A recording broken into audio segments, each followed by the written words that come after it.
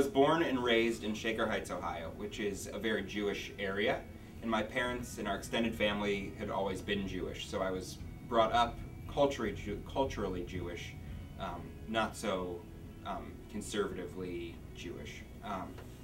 But somehow, after not being bar mitzvahed and living, never really going to temple and things like that, I ended up going to DePaul University. Still today, I consider myself Jewish. My name is Kristen Loy. I'm 23 years old, and I'm originally from Houston, Texas, and I live in Orange County, California. I consider myself Catholic. I've only been to Catholic schools, and for college I decided to go to Loyola Marymount University, which is a Catholic Jesuit school in Los Angeles. I'm Connor Johnson. I'm 23 years old, and I'm from Minneapolis, Minnesota. I grew up in a suburb of Minneapolis, and it was a very bucolic, a good suburb to grow up in. And as far as spirituality went, my parents were both had come from a Lutheran and a Catholic background.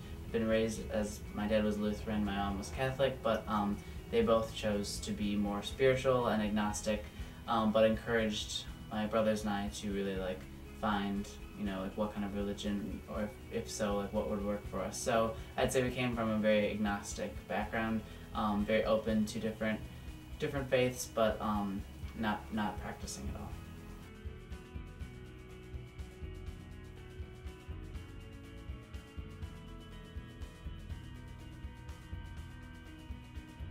I first learned about St. Vincent in orientation at the Vincentian Service Corps retreat.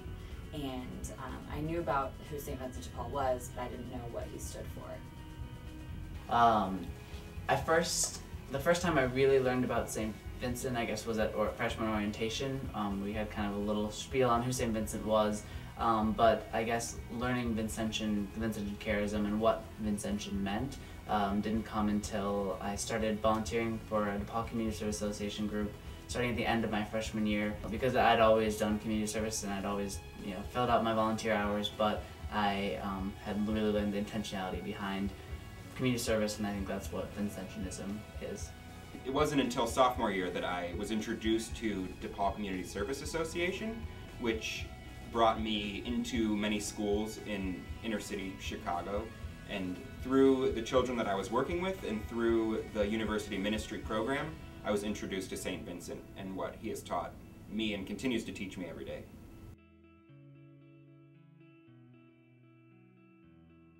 Vincent, I guess, started to touch my life really in my face when I started going to visitation school in Englewood, Chicago, where I was the coordinator for a volunteer program called Life, and it was Leading Imaginations to Fund Education. And so I think in doing that, St. Vincent, his ideals really became more clear to me. I learned recently when I started the Vincentian Service Corps that St. Vincent always said you had to serve the poor as you would serve, the Queen of England, with a napkin, with china, with your good silver. And I think that really stuck with me after being at visitation school, and now I can apply it every day to my life, and that everyone should be treated with dignity and respect. One of the things that struck me most about the Vincentian charism was the advocacy for the poor. So really being the servant to the poor and serving the napkin to the poor, which is something that you learn in Vincentian charism. And so that's really, I think, stuck with me now and will stick with me in future years. One thing that Vincentianism and what I've come to learn about the Vincentian charism and just the Vincentian outlook is that it's kind of a way of life. It's something that you carry with you when you're going, and a lot of your interactions, it's mostly subconscious. I don't think about oh, I'm doing this interaction as a Vincentian or as someone who knows Vincentian values, but I think about it's in my subconscious of how I would greet people, and also, so you can't look at someone and say I'm going to work with the poor, but you just have to look for their dignity and look for the the human dignity in the person that you're interacting with. So I think, every day, having the Vincentian values, kind of affects how I treat people.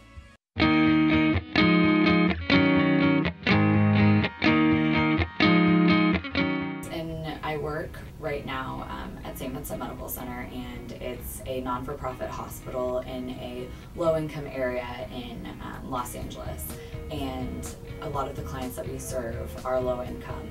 And I also volunteer at Meals on Wheels, so I try to treat everyone with the same amount of respect, and especially those that are low-income with even more respect. When I started the year of service, I wasn't sure what I was going to do, and now I definitely know that I want to have a career in medicine and work with low-income families. And before, I didn't really know what I wanted to do, so it's definitely affected me and will potentially affect the rest of my life.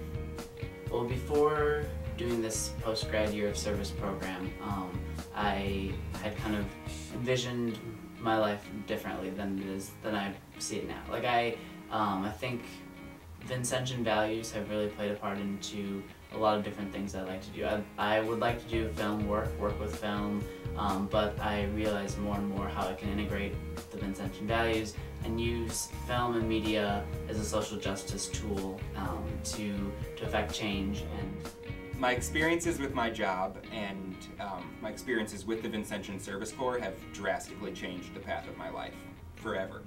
So I never thought that I would stay in Santa Barbara. I never thought that I would quit a job in Hollywood that I dreamed of. And I have done and am doing both of those things. So, 6 weeks ago that the thought of staying in Santa Barbara, working for St. Vincent's values and working with St. Vincent's values, that he influenced what my new job would be. So it was kind of fate. A job opened up here at my service site, and it ended up being a job that was, I think, perfect for what the new me has become.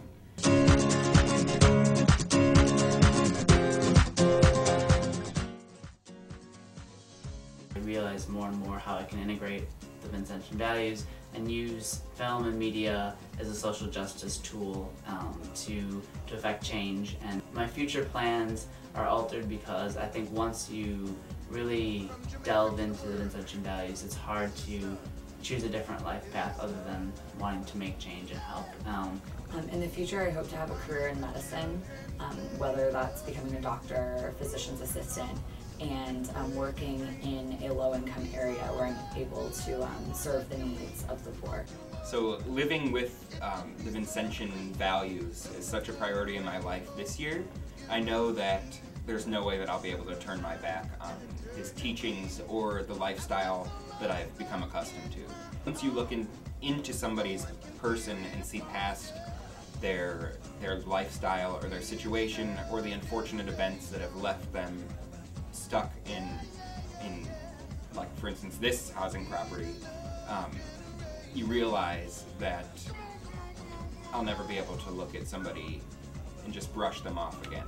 It's kind of like my time at DePaul prepared me for this intense year with the Vincentian Service Corps, which has now prepared me for the rest of my life.